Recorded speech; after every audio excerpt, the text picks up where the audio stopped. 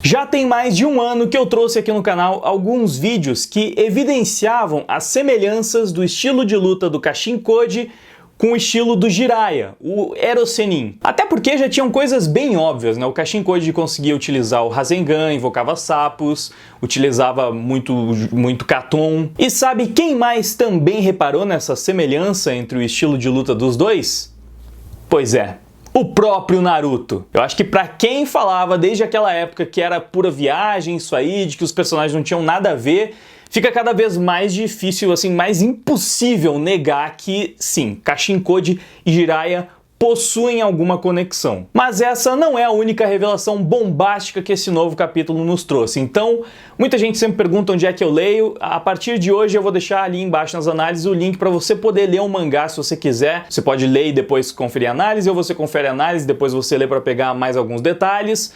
Você que sabe, mas eu vou deixar ali embaixo o link de qualquer forma. E já que você vai conferir o link do mangá, pode aproveitar para conferir os outros links também, porque tem link para minha loja, OmniGeek, com várias camisetas de Naruto muito bonitas por lá, como essa que eu estou usando hoje aqui, do Sasuke. Realmente uma camiseta maravilhosa. E tem outras também com outros personagens. E tem também link para o meu Deezer, Spotify, onde tem várias músicas de Naruto em português que eu gravei já tem um bom tempo, que tem boa chance de você acabar curtindo como um bom fã de Naruto, então fica aí mais uma recomendação. Então agora que eu já fiz os merchanzinhos, já dei todos os recados que precisava, vou pedir um like também, porque nunca é demais, né? Mas vamos logo falar sobre esse capítulo. A gente começa com Kashin Koji e Jigen se encarando, prontos para partir pro fight. Quer dizer, se encarando mais ou menos, né? O Jigen tá de costas ali pro Kashin Koji, mas deu para entender. Nos primeiros diálogos eles repetem o gancho que foi dado no último capítulo sobre o lance do Kashin Koji ter sido criado para matar o Jigen, que dá essa ideia de que ele foi criado pelo próprio Amado, né? O cientista da cara.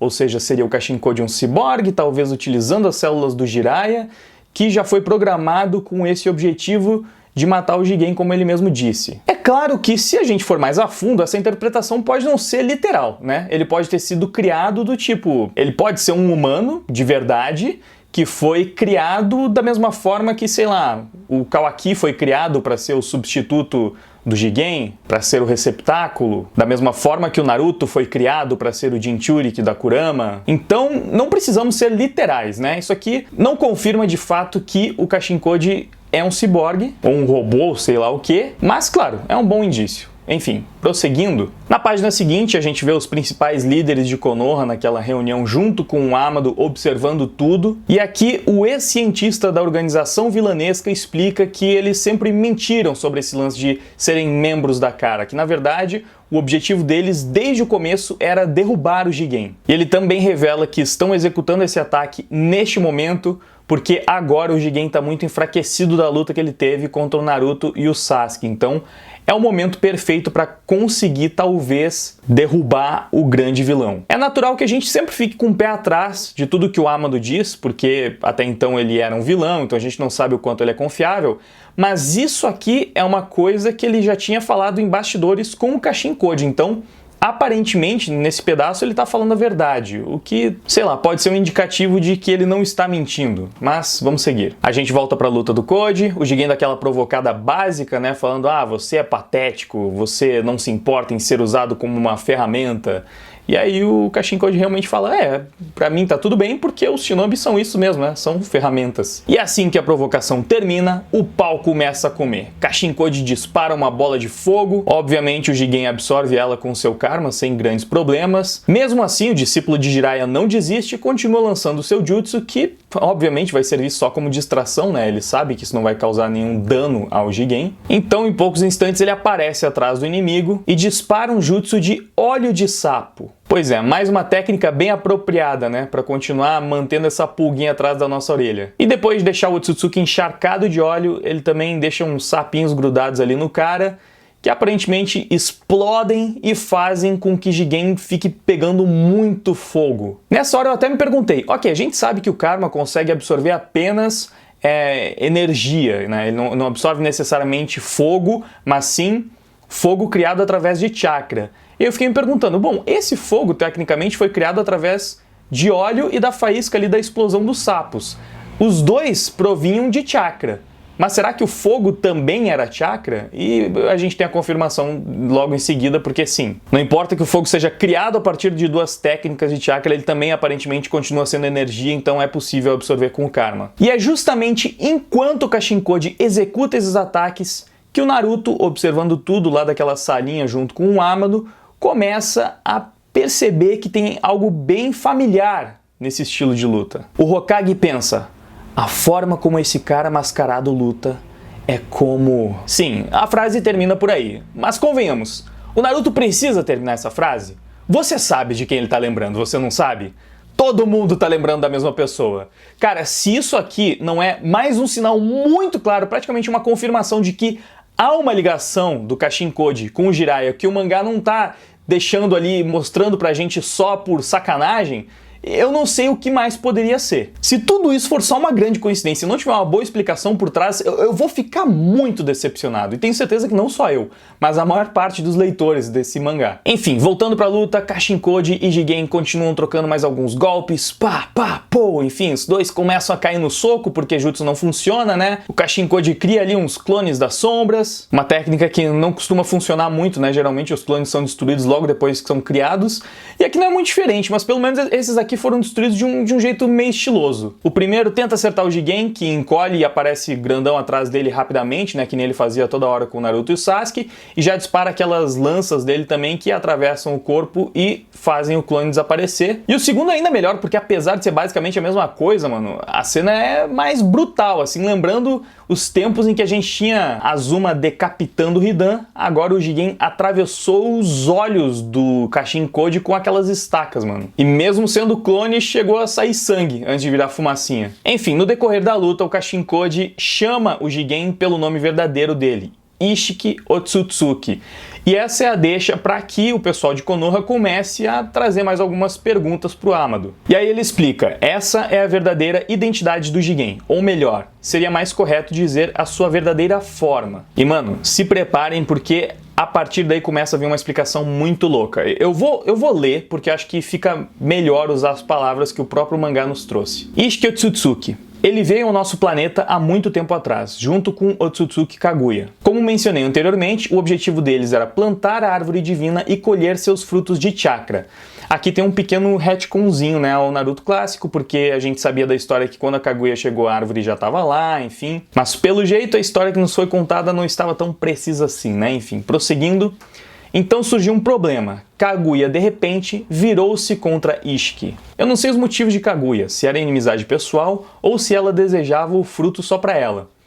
Não há como descobrir agora, mas o importante é que isso já aconteceu. Bom, segundo o anime, ela se apaixonou por um ano e estava sendo perseguida, e aí ela precisou comer o fruto para se proteger, mas as coisas não estão tão claras, porque o anime não nos trouxe essa questão dela com o Ishiki, né? Então, vamos ver se o mangá de Boruto vai esclarecer melhor essa história e deixar esse retcon que eles estão construindo aqui com menos furos, né? Bom, continuando com as explicações do Amado, apanhado de surpresa, Ishiki sofreu danos suficientes para estar à beira da morte, mas ele conseguiu assumir o corpo de um monge novato que estava por perto e sobreviveu. Aquele homem infeliz era Jigen. Uma coisa que eu achei muito estranha, que eu acho relevante destacar aqui: aparentemente tudo isso aconteceu antes mesmo da Kaguya consumir o fruto do chakra, né?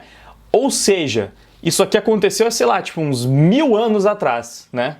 Então faz 1000 anos que o Ishiki tá sob posse do corpo do Jigen, aparentemente. Guarda essa informação. E antes que o Amado continuasse com as suas explicações, o Sasuke interrompeu ele para fazer uma pergunta. O Uchiha queria saber se essa posse do corpo do Jigen foi quando o Ishiki marcou o Jigen com o Karma. O Sasuke perguntou isso porque ele já tinha deduzido que os Otsutsukis utilizam o Karma para dominar o corpo das outras pessoas, né, que seriam assim os seus hospedeiros. Só que antes de entregar essa resposta, o Amado faz questão de saber se ele vai ter ou não o asilo de Konoha. Então basicamente ele fala: olha só, tô passando informação pra caramba aqui, vocês querem saber de muita coisa, mas vocês não me falam nada, né? Então vocês vão me dar a droga do asilo ou não? É só me dar asilo que eu continuo explicando tudo. Ele fala inclusive que ele já pesquisou todas as leis, ele sabe da papelada que tem que ser assinada, ele sabe que o Hokage pode dar asilo pra alguém sem nem pedir o consentimento do resto do conselho. Então o cara tá por dentro de tudo. E depois de jogar todas as cartas na mesa, o Naruto concorda. Beleza, então tá combinado. Você vai ter asilo de Konoha. A papelada vai ter que esperar, porque a gente não tem como fazer isso agora, mas você tem a minha palavra. E aí o Amado fala, ok, pra mim isso já tá de boas. Eu vou manter o filho do Shikamaru recheado de bomba, porque é a minha garantia. Mas tá tranquilo, vamos continuar com as explicações. E aqui vem talvez a grande loucura desse capítulo, porque o Amado finalmente explica o que é a droga do karma. Ele fala que a dedução do Sasuke tá mais ou menos correta, só que não é tão simples assim. Até esse momento, a gente especulou muitas vezes que o karma era obtido após matar um Otsutsuki, porque parecia que tinha sido assim que o Boruto tinha conseguido o seu karma. Até porque alguns diálogos davam a entender isso, né? Quando alguém perguntou, o Boruto é que tem o karma? Que coisa, eu achei que quem tinha derrotado o Momoshiki tinha sido o Naruto, mas baseado no karma, chegaram na conclusão, não lembro que personagem foi, mas chegou na conclusão de que o Boruto é que tinha derrotado o Momoshiki. Então parecia que, por ter dado aquele golpe final com o Rasengan gigante no Momoshiki, é que o Boruto tinha conseguido o seu karma. Mas pela explicação do Amado, não foi isso. Basicamente, o Momoshiki escolheu o Boruto. Aparentemente, o Otsutsuki pode dar o karma para quem ele quiser, porque o karma nada mais é do que um backup, cara. É basicamente isso. Inclusive, essa é a palavra que o Amado utiliza. O karma é um backup super comprimido. É tipo um arquivo RAR, assim, um arquivo zip. Dentro do karma existem ali todas as informações do Otsutsuki que criou a marca, e quando ele aplica essa marca no corpo de alguém, aos pouquinhos ela vai descompactando. Então, quanto mais o tempo passa, teoricamente mais poderoso o hospedeiro vai ficando, porque ele vai ganhando mais e mais todos os poderes do Otsutsuki, assim como ele vai também perdendo mais e mais o controle do próprio corpo. Afinal, a gente já viu que, mesmo em estado inicial, o Momoshiki já consegue controlar por um breve período o corpo do Boruto, então não precisa estar totalmente descompactado para ele fazer isso. Mas o lance é que quando o karma descompactar por completo, ele não vai simplesmente assumir o controle total do corpo do Boruto. O Boruto vai deixar de existir e o Momoshiki vai tomar o seu lugar. Pera aí, mas tem alguma coisa estranha nessa explicação, né? Porque com o Jigen não aconteceu isso. O Ishiki está até agora utilizando o corpo do Jigen, e o Jigen continua com o karma. Então por que o Ishiki não tomou o lugar do Jigen, já que ele já controla totalmente aquele corpo? Calma, que a explicação para isso vai vir. Mas antes, vale ressaltar aqui a preocupação do Naruto, né? Afinal, ele acabou de descobrir que o filho dele, aos pouquinhos, está se transformando no Momoshiki e que, com o tempo, ele vai simplesmente desaparecer. E aí o Naruto, obviamente preocupado, fala, você tá brincando comigo? Como é que a gente pode salvar o Boruto? Como é que você impede esse processo? E aí o Amado responde, até onde eu sei, não tem como. Embora você provavelmente poderia impedir o renascimento do Momoshiki se você matasse o Boruto neste momento. Então, até aqui, a única forma de cancelar o desenvolvimento do karma é matando o receptáculo. Olha só. Não é uma situação muito confortável pro Hokage. Eu admito que nesse momento eu até pensei, tá, e se cortasse a mão do Boruto fora? Porque é ali que tá o centro do negócio, né? Como é que o karma continuaria se espalhando se tirasse a base por onde ele começa a se espalhar? Mas também acho que não poderia ser tão simples, né? Sei lá, o karma já deve ter se espalhado para outras partes do corpo do Boruto e talvez isso fosse suficiente para continuar o processo de descompactar o backup? Bom, essa explicação do Amado deixa o Sasuke com mais uma dúvida, que é mais ou menos aquela que eu trouxe antes, né? Uma dúvida que provavelmente todos os leitores tiveram no momento em que leram aquilo. O Sasuke perguntou, digamos que o Momoshiki renasça no corpo do Boruto, o que acontece com o karma? E aí o Amado explica que, depois que todo o processo fosse feito, que o karma fosse totalmente descompactado, ele deixaria de existir porque o Momoshiki assumiria o lugar, que é basicamente como você pegar um cubo de açúcar e jogar num chá. Uma hora aquele cubo vai se dissolver completamente e vai deixar de existir, teoricamente. Então a resposta dele é que o karma desapareceria. E o Sasuke, obviamente, acha isso muito estranho pelos motivos que a gente citou antes. O Ishiki já assumiu o corpo do Jigen, mas ele ainda tem o karma. Por que o karma não desapareceu? Aqui eu achei isso esquisito, porque, o Sasuke não percebeu que o Ishiki não assumiu o corpo do Jigen? Claramente ainda é o corpo do Jigen. Mas, de qualquer forma, essa dúvida do Sasuke que dá o gancho necessário pro Amado explicar o que realmente aconteceu e por que o Jigen ainda tem o corpo do Jigen, tem o karma e o Ishiki não assumiu o lugar dele. O Amado explica. Ishiki assumiu o corpo do Jigen. No entanto, não foi usando o karma como eu acabei de explicar. O motivo é simples, ele estava tão fraco que realmente estava prestes a morrer, e implantar o karma é uma grande tarefa, sendo que naquela ocasião o Ishiki não tinha energia suficiente para isso. Acho que aqui já cabe um adendo meu. Isso aqui para mim é um pouco estranho, porque o Momoshiki tinha basicamente morrido quando ele implantou o karma no Boruto. Como que depois de morto o Momoshiki tinha energia para implantar o karma, mas o Ishiki, quase morrendo, não tinha essa energia? É um pouco esquisita essa explicação. Sei lá, o Momoshiki é mais poderoso? Ou talvez a gente acha que o karma só foi colocado na mão do Boruto depois que o Momoshiki morreu, mas ele fez isso em algum momento da luta, quando ele ainda tinha bastante energia, só que a gente não percebeu que ele tinha feito isso. Sei lá, o Momoshiki já tinha percebido que ia morrer, então, numa medida desesperada, ele colocou o karma no Boruto. Eu fiquei me perguntando também por que ele escolheu o Boruto, sendo que ele tinha o Naruto e o Sasuke como receptáculos para utilizar. Até pensei talvez porque o Boruto é mais novo e aí teria uma expectativa de vida maior, sei lá, mas não parece que faz muito sentido porque ele toma o lugar do receptáculo depois. Então também, sei lá, talvez não fizesse tanta diferença se o Boruto fosse um receptáculo bom o suficiente para ele voltar à vida. Não precisava ser o Naruto e o Sasuke também. Ou talvez, aí uma explicação que poderia ser mais plausível e que tem alguns ganchos da história que podem nos levar a entender isso, foi por causa do Jogan, que a gente ainda não sabe quase nada sobre essa técnica, mas o Momoshiki fala sobre os olhos do Boruto, que são amaldiçoados, blá blá blá blá blá. Então, claramente ele já tinha percebido essa coisa aí do Jogan no Boruto e pode ter sido essa motivação, foi por isso que o Boruto foi escolhido. Aí talvez o futuro, né, nos traga mais respostas, mas talvez você tenha ficado com essa dúvida também, achei pertinente trazer aqui. Voltando para a explicação, né, como o Ishiki não tinha energia suficiente para colocar o karma em alguém, ele surgiu com um plano desesperado. Ele realizou aquele jutsu secreto dele, o Sukuna Hikona, ou seja lá como se pronuncia isso, mas é o jutsu que ele usa para encolher. E aí com esse jutsu ele se infiltrou na orelha do Jigen e viveu dentro do corpo dele, absorvendo os nutrientes, como se fosse um parasita. E esse é o ponto da explicação que pra mim menos faz sentido, galera, porque, véi, se ele tá dentro do corpo do Jigen como um parasita, absorvendo nutrientes, como esse corpo desse cara, que não é um corpo especial, a gente vai ver mais pra frente, que é um corpo que nem suporta todos os poderes do Ishiki, como é que esse corpo tá vivo há mais de 1000 anos, velho? Tecnicamente, não é o Jigen que tá fortalecendo o corpo, ele tá usando o corpo do cara como bateria para continuar vivo. Porque se o Ishiki já conseguiu absorver nutrientes suficientes para se manter vivo, para conseguir viver independente do corpo do Jigen, ele poderia ter simplesmente saído de lá, né? Então não seria o Ishiki que estaria dando poder pro Jigen, seria o contrário, o corpo do Jigen que estaria mantendo o Ishiki vivo por mais de 1000 anos, ou sei lá, por quase 1000 anos, não dá pra saber exatamente o tempo certo. Eu achei essa explicação bem... eu não gostei muito, pra ser sincero. Bom, continuando, o Amado explica. Ele eventualmente veio pra controlar a mente de Jigen, proferindo suas próprias palavras, usando a voz do Jigen, movendo seus braços e pernas e assumindo o corpo de Jigen para sempre. Então ele está com um parasita dentro do cérebro do Jigen e aos poucos ele foi conseguindo o controle do corpo inteiro, hoje ele usa o corpo como se fosse dele. Mas Ishiki ainda existe fisicamente dentro do corpo de Jigen, e Ishiki incorporou um karma no corpo de Jigen logo após, a fim de renascer em sua verdadeira forma.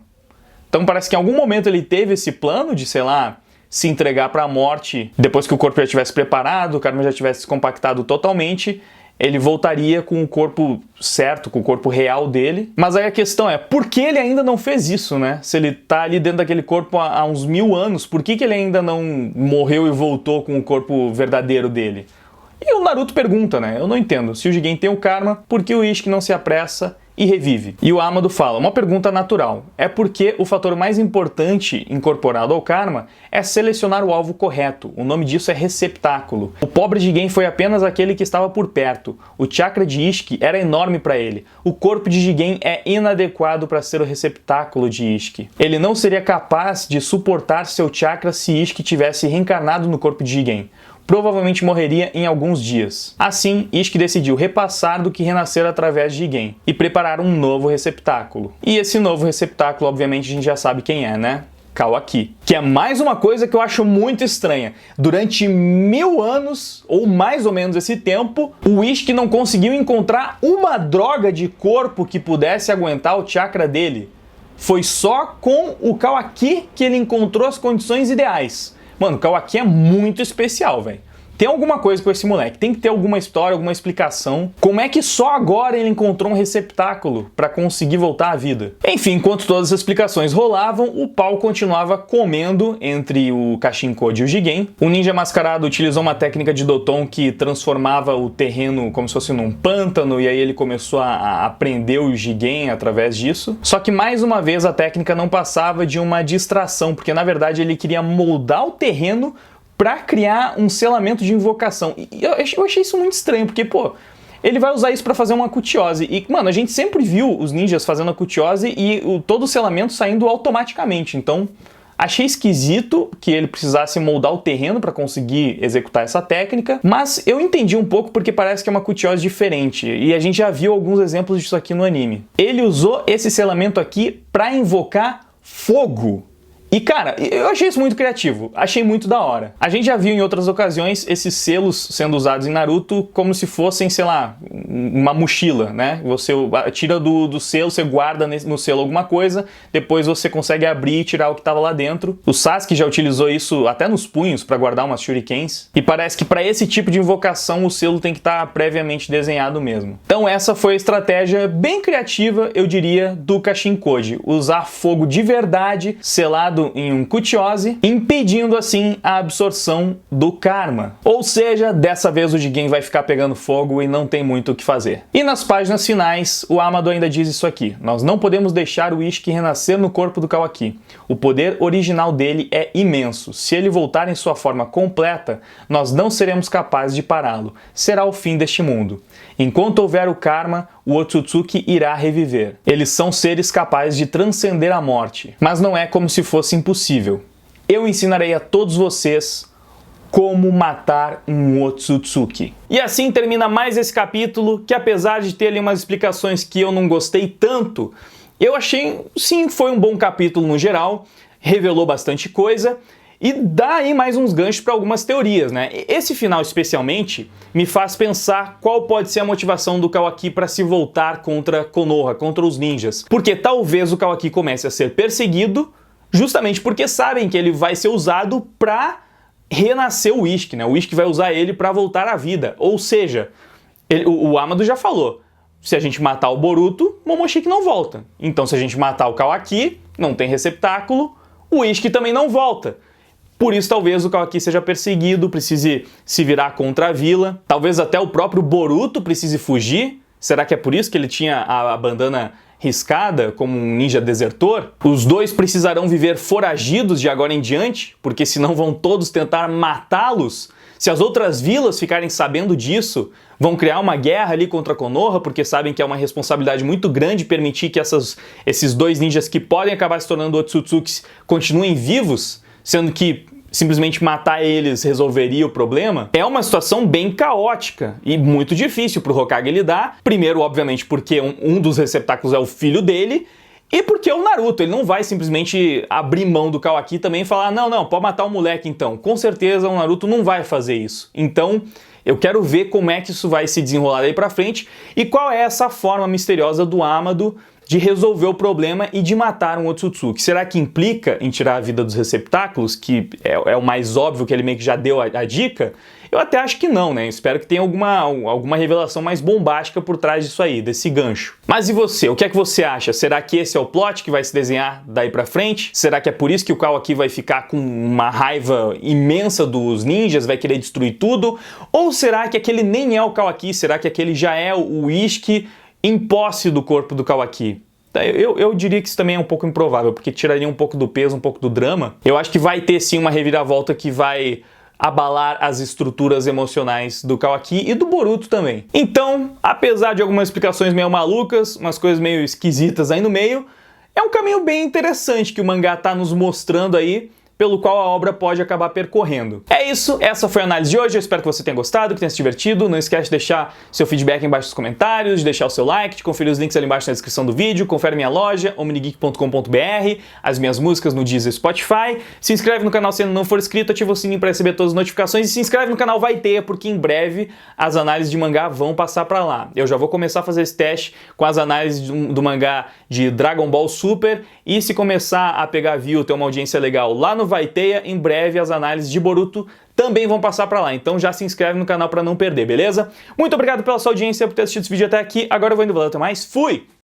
Agora estou um pouco atrás de você, mas vou crescer e ver te